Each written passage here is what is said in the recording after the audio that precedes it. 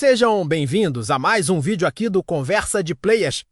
Hoje, a gente vai chutar o balde, quebrar tabus e mergulhar em um dos jogos mais politicamente incorretos, hilários e genialmente ofensivos da história dos videogames. Esqueçam os heróis certinhos, as princesas em perigo e os contos de fadas açucarados. Hoje, a gente vai falar de um esquilo alcoólatra, ganancioso e boca suja, que só queria saber de beber e farrear. Estamos falando de Conker's Bad Fur Day. Imagina o seguinte, pega um jogo fofinho da Nintendo, tipo Banjo-Kazooie. Aqueles gráficos coloridos, personagens cartoonizados. Só que agora, imagina que esse jogo tomou umas 10 cervejas, fumou uns bagulho duvidoso, assistiu Pulp Fiction, Matriz e o Poderoso Chefão tudo numa noite e acordou decidido a fazer a maior zoeira da vida dele. É isso que é a Conker's Bad Fur Day. O protagonista é um esquilo alcoólatra, boca suja, egoísta para caramba, que só quer saber de beber e ganhar dinheiro. E o jogo tem um chefe que é literalmente feito de cocô e canta ópera. E tem ursinhos de pelúcia nazistas. E o final. Cara, o final me deixou de queixo caído. On Oborral, vou contar essa história completa para vocês, porque é muita loucura para deixar passar. Capítulo 1, o começo que já te pega então, o jogo começa de um jeito que você nunca espera num jogo de plataforma. Saca? A tela abre e você vê o Conker sentado num trono gigante, todo paramentado como um rei. Ele está com uma coroa torta na cabeça, fumando um charuto grosso, segurando uma taça de vinho. Ao redor dele tem uns servos, tipo lacaios, e o clima é meio sombrio, gótico. E aí o Conker olha direto pra câmera, tipo quebrando a quarta parede logo de cara. Fala com aquela voz cansada dele, eu sou Conker, o rei, tenho tudo que sempre quis. Dinheiro, poder, um castelo inteiro. Mas essa é uma longa história. E para ser sincero com vocês, estou com uma dor de cabeça dos infernos e você fica tipo, peraí, que história é essa? Aí ele continua, e tudo começou com aquele maldito dia. Bam! Flashback. A tela escurece e a gente volta no tempo para descobrir como diabos o Conker chegou nessa situação. A farra que deu errado e, cara, a história real começa da forma mais relatable possível. O Conker tá no bar. Ele está no Cock and Plunker. Sim, esse é o nome do bar. Já começa com umas referências bem duvidosas menos bebendo com uns amigos meio escrotos. Tem um rato que só bebe gin, um texugo que fala de apostas, aquela galera que tu conhece de balada, sabe? E o Conker vai bebendo, bebendo, bebendo. A cena mostra ele cada vez mais bêbado, tropeçando, cantando música idiota. Até que ele finalmente sai cambaleando do bar tipo 3 da manhã. Só que tem um probleminha. Ele tinha prometido pra namorada dele, a Beri, que ia voltar cedo pra casa. E agora o cara tá perdido no meio da floresta, bêbado que nem uma porta. Sem saber onde está, ele tropeça. Reclama da vida, xinga tudo, até que desmaia debaixo de uma placa de trânsito. Corta pra manhã seguinte. O Conker acorda com o sol batendo na cara. Uma ressaca apocalíptica. E zero ideia de onde ele tá. Ele olha ao redor e pensa, cara, a Beri vai me matar quando eu chegar em casa? E assim começa a jornada dele para tentar voltar para casa, simples assim. É um plot super básico, mas é exatamente isso que torna o bagulho genial. O cara só quer voltar para casa depois de uma farra. Capítulo 2, o mundo é uma mentira agora. Aqui é onde o jogo te pega de jeito. Porque visualmente, cara, o jogo parece fofo. Tipo, os gráficos são coloridos, brilhantes, bem no estilo Rare Pasbajaí, Diddy Kong Racing, sabe? Flores sorrindo, céu azul, música alegre. Você olha e pensa, deve ser mais um joguinho família, mas é tudo mentira, os primeiros sinais logo no começo, o Conker encontra uns espantalhos. E cara, esses espantalhos tão bêbados também. Eles estão cambaleando, cantando música de boteco, fazendo piada sobre vomitar. E aí um deles literalmente vomita na tela e você fica tipo, pera, isso está no Nintendo 64? Aí você continua explorando e encontra uma colmeia. Você entra lá e encontra a Rainha Abelha, só que essa Rainha Abelha é, como eu vou dizer, ela é super sexualizada. Ela tem uma voz sensual, corpo curvilíneo para uma abelha, né? E ela fica o tempo todo falando com duplo sentido. Tipo, ela fala, queridinho, você pode me ajudar? Preciso tanto de pólen. Sou uma rainha tão solitária e precisada, e o Conker, sem paciência nenhuma, só responde, tá, o que você quer que eu faça? A missão é coletar flores para ela, mas as flores... Cara, as flores são femininas, com peitos gigantes, e elas cantam uma música sobre como são sensuais. É absurdo, é hilário. E é totalmente inapropriado. O grande e poderoso Paul mais a cena que define o jogo, tipo, a cena que te faz entender exatamente que jogo é esse menos acontece numa área de esgoto. O Conker está explorando um banheiro gigante sim, um banheiro, e de repente aparece. O grande e poderoso Paul, um chefe, literalmente, feito de cocô a um monstro gigante de cocô com olhos, boca. E o pior ou melhor, ele canta a ópera, a música começa, dramática.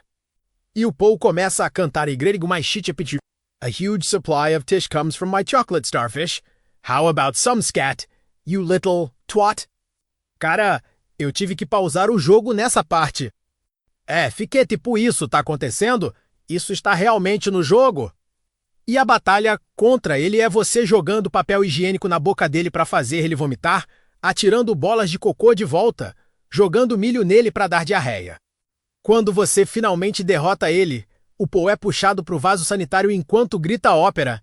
É nojento, é hilário. É inesquecível. Depois dessa cena, você entende. Esse jogo não tem limites. Capítulo 3. O vilão mais ridículo do mundo enquanto o Conker está lidando com toda essa loucura. Tem uma história paralela rolando. A gente é levado para um castelo gótico gigante e lá dentro tem o vilão do jogo, o Rei Pantera. E cara, esse vilão é sensacional. Ele é literalmente uma pantera cor-de-rosa gigante, tipo a pantera cor-de-rosa mesmo. Com uma coroa dourada, capa de veludo roxa, e ele fala com um sotaque super afeminado e dramático. Tipo, ele é completamente mimado, burros narcisista.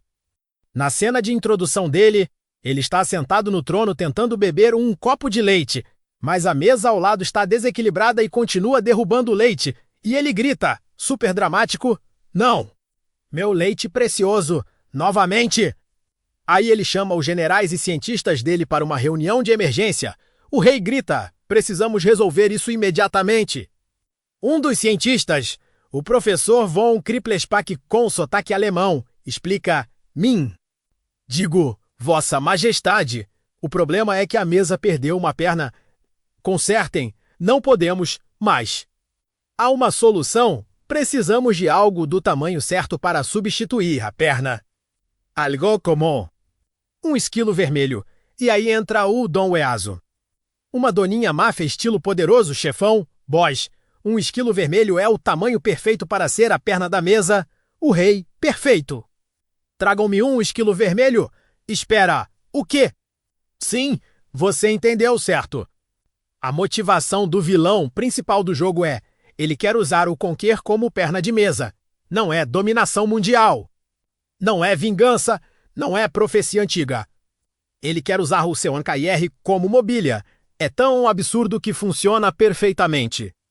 Capítulo 4. A jornada maluca, beleza? Agora vou resumir as principais áreas do jogo, porque cada área é uma paródia de algum filme ou gênero diferente. É muita coisa, mas vou passar pelos momentos mais marcantes.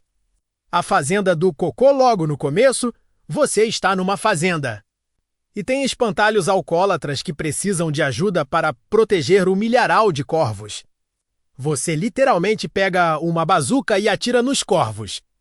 Depois, você ajuda uns besouros de esterco a rolar bolas gigantes de cocô numa competição e as bolas de cocô tão vivas e gritam quando você empurra elas. É aqui que você enfrenta o grande Paul que eu já contei. A mansão do Drácula tem uma área que é paródia de filme de vampiro. Você encontra o Conde Batula, um morcego vampiro, e ele te pede para levar aldeões para ele sugar o sangue. E você faz isso, o Conker literalmente carrega pessoas vivas para serem mortas porque o Conde prometeu pagar ele. Conker não sente nenhum remorso, zero, ele só quer o dinheiro. A guerra contra os Tedis aqui o jogo vai para outro nível.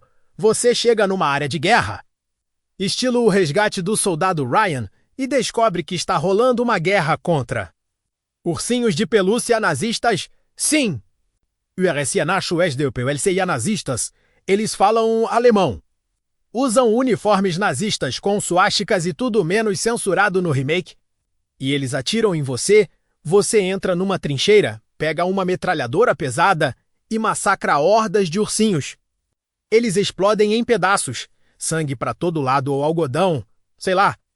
É violento. Você pilota um tanque anfiltrabage e tem até uma cena onde um Tedis ferido morre nos seus braços murmurando em alemão. É ridículo e sombrio ao mesmo tempo. O dinossauro robô tem uma área pré-arca onde você pilota um T-Rex robô e destrói tudo. É simplesmente épico.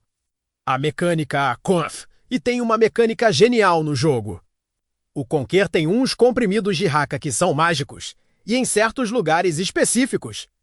Quando aparece um ícone B piscando, você pode tomar o comprimido e fazer uma ação especial, completamente aleatória. Tipo, perto de uma poça, Conquer vira uma bigorna e afunda perto de um alvo, Conquer saca 2 pistolas e entra em modo matriz com bullet time. Perto de um regador, Conquer vira um regador e apaga fogo perto de um urinol, Conquer faz xixi para apagar um fogo sim. Isso acontece é imprevisível e hilário. Você nunca sabe o que vai vir? Capítulo 5. O assalto e a traição. Depois de todas essas aventuras malucas, a gente finalmente chega no clímax da história. O Conquer finalmente reencontra a Berry, a namorada dele. Mas ela não está feliz. Ela está irritada porque ele desapareceu. Mas ela também tem um plano: roubar o cofre gigante do Rei Pantera. Ela se aliou ao professor von Krippelspack, aquele cientista alemão, para executar o plano. E ela precisa do Conquer para o trabalho pesado. Conquer, obviamente, concorda porque dinheiro, né? O assalto à sequência é uma paródia de filme de assalto. Tem perseguição de carro, infiltração, Berry desativando lasers com movimentos acrobáticos, Conquer lutando contra guardas. Quando eles finalmente abrem o cofre, tem uma montanha gigante de dinheiro. A Berry grita: olha, quanto dinheiro, a gente é rico. Conquer sorri, finalmente deu certo, mas aí, as portas do cofre explodem, entra o Rei Pantera, o exército de Tedis e o professor Krippelspack. O professor obrigado por abrir o cofre, idiotas. Eu sempre fui leal ao rei. Conquer e Berry tão cercados. O momento que mudou, tudo o Rei Pantera aponta para o Conquer. Finalmente! Meu esquilo vermelho! Mas aí ele olha para Berry e fala: mas primeiro, vamos nos livrar da bagagem. Ele pega uma metralhadora AMC-KA. Conquer grita: não! Rajadada tirou a Berry executada na frente do Conquer. Ela cai no chão morta, cara. Eu fiquei em choque nessa cena. Tipo, é um jogo de plataforma do Nintendo 64, com gráficos de cartoon, e eles acabaram de executar um personagem principal a sangue frio. Eu não tava esperando. Ninguém tava esperando. O Conquer cai de joelhos. A batalha final, aí a raiva toma conta dele. Ele pega uma metralhadora e começa a atirar em tudo. Massacra os Tedis, tenta matar o rei. A batalha é caótica, violenta, desesperada. O Rei Pantera é gigante e super forte. Parece que o Conquer vai morrer. Mas aí, do nada, aparece uma garotinha robô gigante que na verdade é um robô militar disfarçado e ela decapita o Rei Pantera. Mata o professor, destrói todos os Tedis, é tipo um deus ex-machina literal, uma solução totalmente aleatória que salva o Conquer. A garotinha robô revela que ela é uma programadora do jogo, quebrando a quarta parede de novo. Capítulo 6. O final devastador, e agora vem a parte que me deixou de boca aberta. A programadora fala pro Conquer: você ganhou. Posso te dar qualquer coisa que você quiser. O que você deseja? O Conquer, ainda em choque pela morte da Berry, não consegue pensar direito. A programadora sugere dinheiro, poder, paz mundial. O Conquer, confuso, exausto, traumatizado, responde: eu. Eu quero ser rei, quero ter tudo. Voltando ao início, a gente volta para a cena de abertura do jogo. Conker está sentado no trono. Ele tem dinheiro, poder, um castelo inteiro. Ele conseguiu tudo o que sempre quis. Mas ele não está feliz. Ele olha para a câmera e fala: eu consegui, sou o rei. Tenho todo o dinheiro do mundo, mas não tenho ninguém para compartilhar. E para ser sincero, estou com uma dor de cabeça dos infernos. Ele suspira, cansado. E vocês sabem o pior. Eu poderia ter pedido para trazer a Berry de volta. Mas eu estava com tanta raiva, tão cansado, que nem pensei nisso. A revelação, a programadora aparece de novo e fala: Conker, você percebeu agora, né? Você tinha a chance.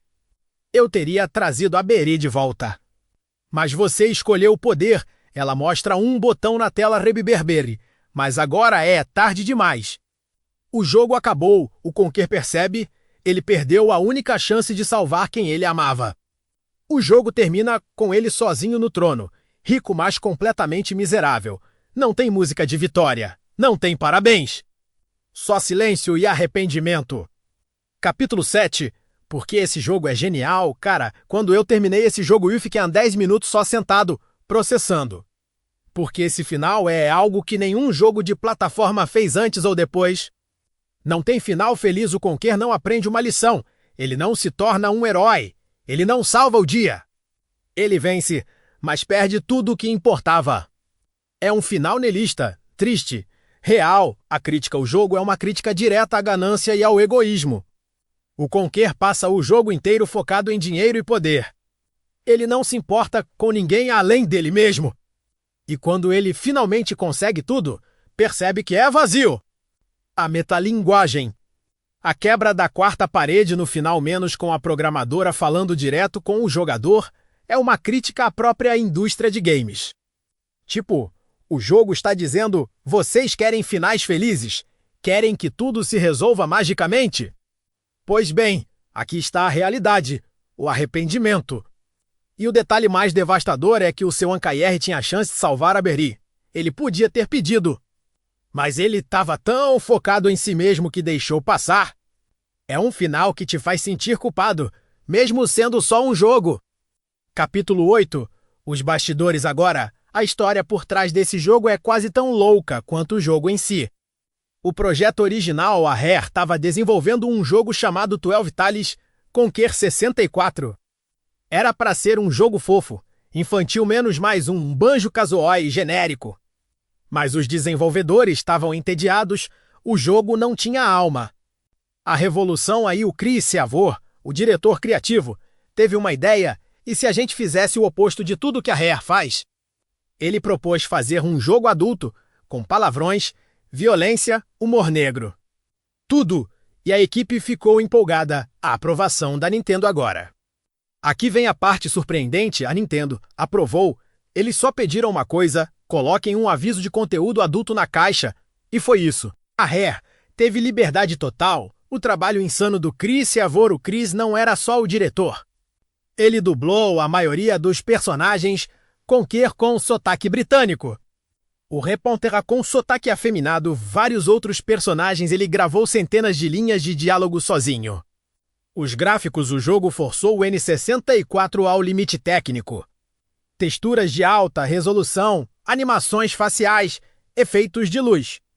Até hoje, é um dos jogos mais bonitos do N64.